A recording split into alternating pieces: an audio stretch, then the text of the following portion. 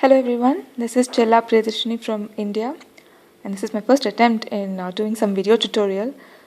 So pardon me if it doesn't look like the typical KSV, that's a Khan style video, but I am personally a fan of paper and pencil, so I thought let me do it this way. Okay, today we'll be discussing some mathematics related for computer science, and in specific we'll be looking at something called relations. Okay, so to start with, what is a relation?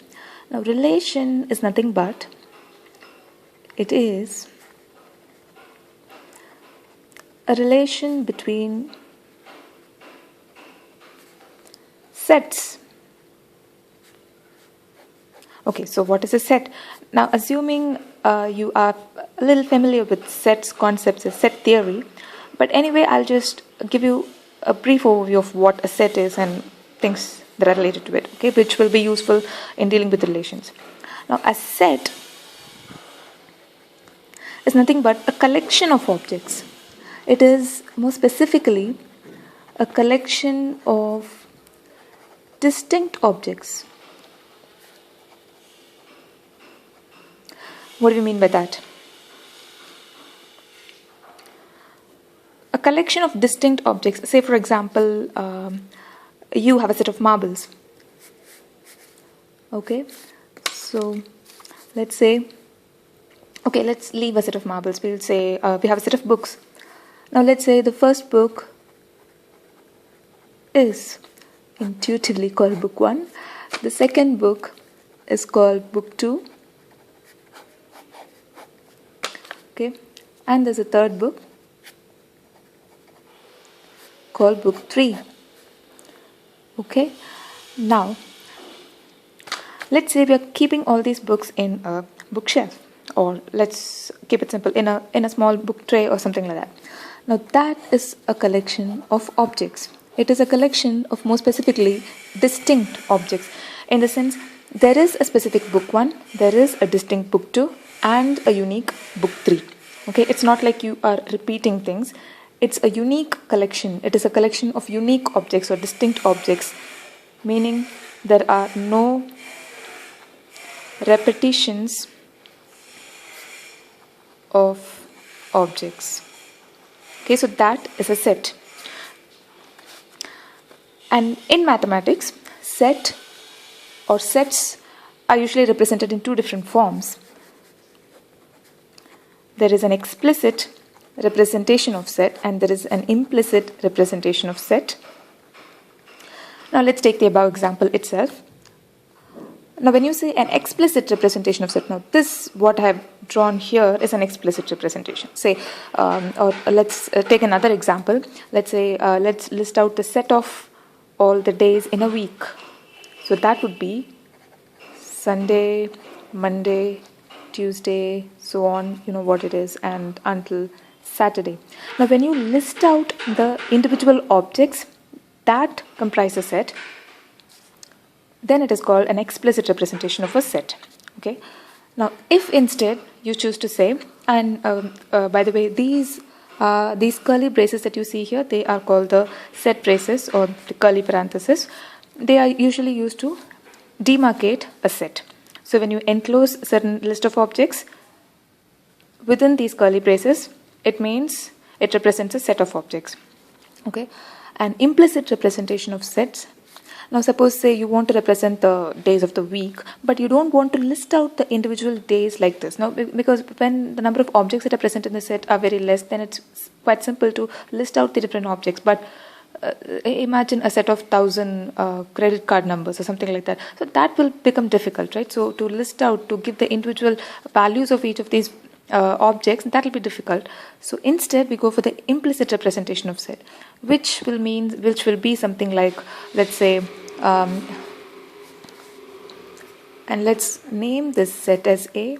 So now when we write an implicit representation of A, we can tell, now A is nothing but, it is a set of objects. Let's represent an object belonging to the set with the variable x. So it is a set of objects x such that x is a day of the week.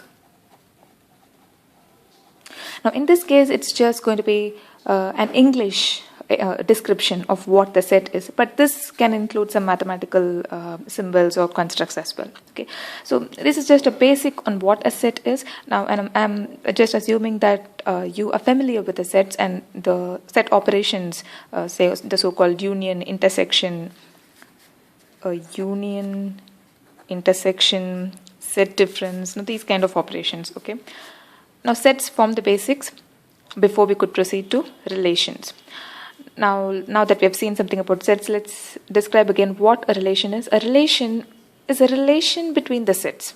Now when you say a relation between the sets, now let me take and explain this with the help of an example.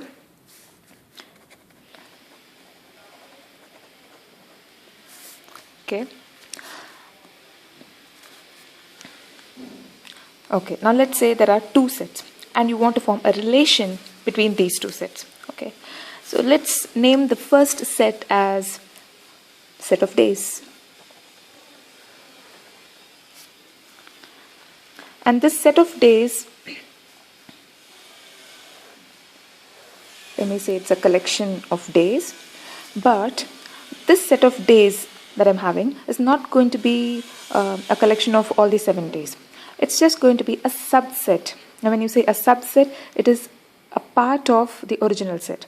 Okay, it is a so let's say this set of days include days like Monday, Wednesday and Friday. Just these 3 days. The set of days set is consisting only of these 3 days. Okay, and let's take a second set. And the name of the second set be set of set of TV series. How about that? Okay, and let's say we are having a set of TV series. Say start with my favorite Flash, Gotham, okay, and this Daredevil. Okay, so we have 2 sets, a set of days and a set of TV series. Monday, Wednesday, Friday, Flash, Gotham and Daredevil. Now, I want to form a relation between these 2 sets, wherein I'll be giving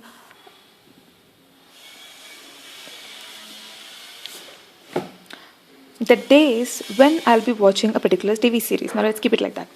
Now let's say I wish to watch the Flash on Monday and the Gotham on Wednesday, the Daredevil on Friday. Now that is giving me a unique relation. Or I may also want to watch something like, okay, let me say I watch Gotham on Monday, I'll watch Flash on Wednesday or Daredevil on Friday. Okay, that's giving me a different set of relation. Now this is how a relation is formed between the sets.